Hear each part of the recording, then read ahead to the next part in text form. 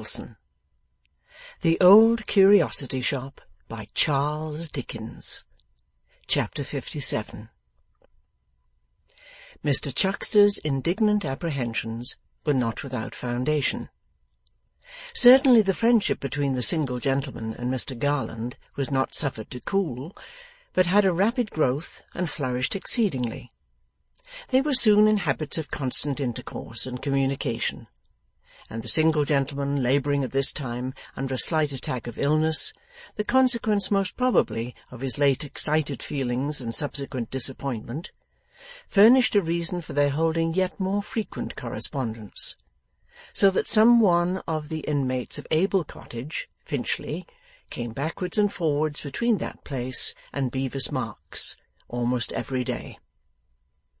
As the pony had now thrown off all disguise, and without any mincing of the matter or beating about the bush, sturdily refused to be driven by anybody but Kit, it generally happened that whether old Mr. Garland came, or Mr. Abel, Kit was of the party. Of all messages and inquiries, Kit was, in right of his position, the bearer. Thus it came about that, while the single gentleman remained indisposed, Kit turned into Bevis Marks every morning with nearly as much regularity as the general postman. Mr. Sampson Brass, who no doubt had his reasons for looking sharply about him, soon learnt to distinguish the pony's trot and the clatter of the little chaise at the corner of the street. Whenever the sound reached his ears, he would immediately lay down his pen and fall to rubbing his hands and exhibiting the greatest glee. "Ha ha!" he would cry. "Here's the pony again! Most remarkable pony! Extremely docile, eh, Mr. Richard, eh, sir?" Dick would return some matter-of-course reply, and Mr. Brass, standing on the bottom rail of his stool so as to get a view of the street over the top of the window-blind, would take an observation of the visitors. "The old gentleman again!" he would exclaim. "A very prepossessing old gentleman, Mr. Richard. Charming countenance, sir. Extremely calm. Benevolence in every feature, sir. He quite realizes my idea of King Lear, as he appeared when in possession of his kingdom, Mr. Richard. The same good humour, the same white hair and partial baldness, the same liability to be imposed upon. Ah! A sweet subject for contemplation, sir. Very sweet." Then Mr. Garland, having alighted and gone upstairs, Sampson would nod and smile to Kit from the window, and presently walk out into the street to greet him, when some such conversation as the following would ensue. "Admirably groomed, Kit. Mr. Brass is patting the pony. Does you great credit. Amazingly sleek and bright, to be sure. He literally looks as if he had been varnished all over." Kit touches his hat, smiles, pats the pony himself, and expresses his conviction that Mr. Brass will not find many like him. "A beautiful animal indeed," cries Brass. "Sagacious too?" "Bless you," replies Kit, "he knows what you say to him as well as a Christian does." "Does he indeed?" cries Brass, who has heard the same thing, in the same place, from the same person, in the same words, a dozen times, but is paralysed with astonishment notwithstanding. "Dear me!" "I little thought, the first time I saw him, sir," says Kit, pleased with the attorney's strong interest in his favourite, "that I should come to be as intimate with him as I am now." "Ah!" rejoins Mr. Brass, brimful of moral precepts and love of virtue. "A charming subject of reflection for you, very charming. A subject of proper pride and congratulation, Christopher. Honesty is the best policy. I always find it so myself. I lost £47.10 by being honest this morning, but it's all gain. It's gain." Mr. Brass slyly tickles his nose with his pen, and looks at Kit with the water standing in his eyes. Kit thinks that if ever there was a good man who belied his appearance, that man is Sampson Brass. "A man," says Sampson, "who loses £47.10 in one morning by his honesty is a man to be envied. If it had been £80, the luxuriousness of feeling would have been increased. Every pound lost would have been 100 of happiness gained. The still small voice, Christopher," cries Brass, smiling and tapping himself on the bosom, "is a singing comic songs within me, and all is happiness and joy." Kit is so improved by the conversation, and finds it go so completely home to his feelings, that he is considering what he shall say when Mr Garland appears.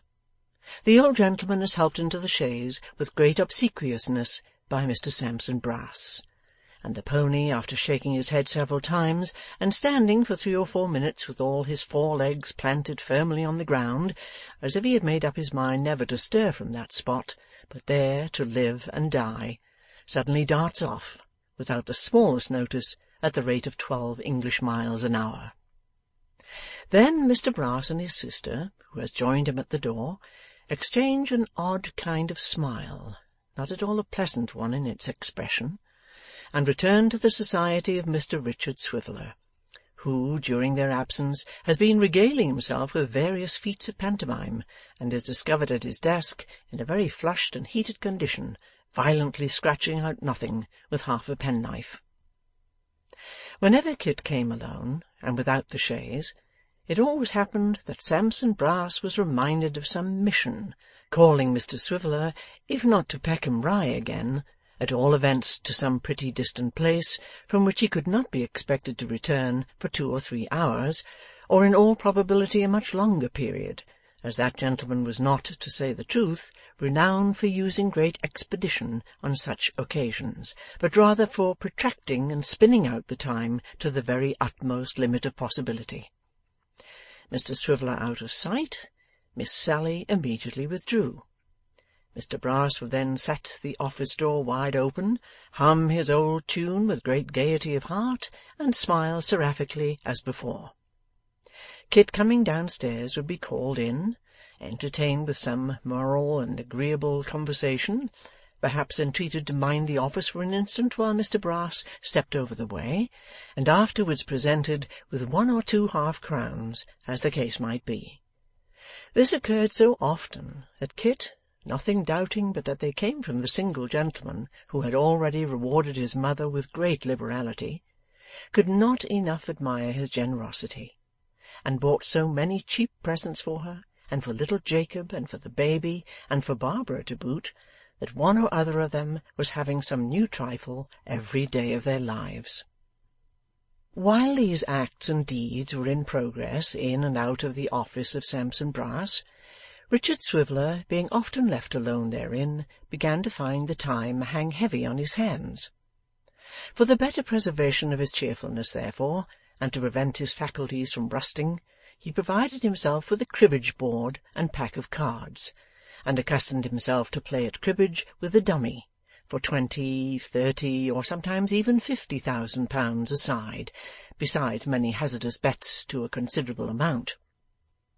As these games were very silently conducted, notwithstanding the magnitude of the interest involved, Mr Swiveller began to think that on those evenings when Mr and Miss Brass were out, and they often went out now, he heard a kind of snorting or hard breathing sound in the direction of the door, which it occurred to him, after some reflection, must proceed from the small servant, who always had a cold from damp living. Looking intently that way one night, he plainly distinguished an eye gleaming and glistening at the keyhole, and having now no doubt that his suspicions were correct, he stole softly to the door and pounced upon her before she was aware of his approach. "Oh, I didn't mean any harm, indeed. Upon my word I didn't," cried the small servant, struggling like a much larger one. "It's so very dull downstairs. Please don't you tell upon me. Please don't." "Tell upon you?" said Dick. Do you mean to say you were looking through the keyhole for company?' 'Yes, upon my word I was,' replied the small servant. 'How long have you been cooling your eye there?' said Dick.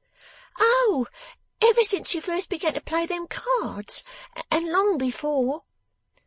Vague recollections of several fantastic exercises with which he had refreshed himself after the fatigue of business, and to all of which, no doubt, the small servant was a party, rather disconcerted Mr Swiveller, but he was not very sensitive on such points, and recovered himself speedily. 'Well, come in,' he said after a little consideration. 'Here, sit down, and I'll teach you how to play.' 'Oh, I dursn't do it,' rejoined the small servant. 'Miss Sally'd kill me if she'd knowed I'd come up here.' 'Have you got a fire downstairs?' said Dick. 'A very little one,' replied the small servant. 'Miss Sally couldn't kill me if she'd knowed I went down there, so I'll come,' said Richard, putting the cards into his pocket. 'Why, how thin you are! What do you mean by it?' 'It ain't my fault.' 'Could you eat any bread and meat?'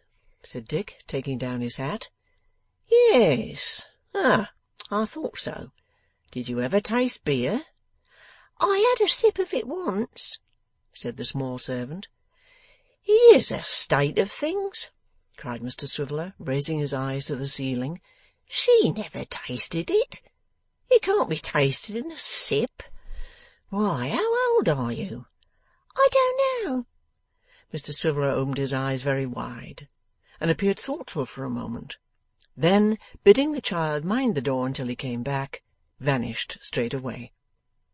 Presently he returned, followed by the boy from the public house, who bore in one hand a plate of bread and beef, and in the other a great pot filled with some very fragrant compound, which sent forth a grateful steam, and was indeed choice purl, made after a particular recipe which Mr Swiveller had imparted to the landlord, at a period when he was deep in his books and desirous to conciliate his friendship. Relieving the boy of his burden at the door, and charging his little companion to fasten it to prevent surprise, Mr Swiveller followed her into the kitchen. 'There,' said Richard, putting the plate before her. 'First of all, clear that off, and then you'll see what's next.' The small servant needed no second bidding, and the plate was soon empty. 'Next,' said Dick, handing the purl, 'take a pull at that, but moderate your transports, you know, for you're not used to it. Well, is it good?' 'Ooh, isn't it?' said the small servant. Mr Swiveller appeared gratified beyond all expression by this reply, and took a long draught himself, steadfastly regarding his companion while he did so. These preliminaries disposed of, he applied himself to teaching her the game, which she soon learnt tolerably well, being both sharp-witted and cunning. 'Now,' said Mr Swiveller, putting 2 sixpences into a saucer, and trimming the wretched candle when the cards had been cut and dealt, 'those are the stakes. If you win, you get 'em all. If I win, I get 'em. To make it seem more real and pleasant, I shall call you the Marchioness. Do you hear?' The small servant nodded. 'Then, Marchioness,' said Mr Swiveller, 'fire away.' The Marchioness, holding her cards very tight in both hands, considered which to play, and Mr Swiveller, assuming the gay and fashionable air which such society required, took another pull at the tankard and waited for her lead. Chapter 57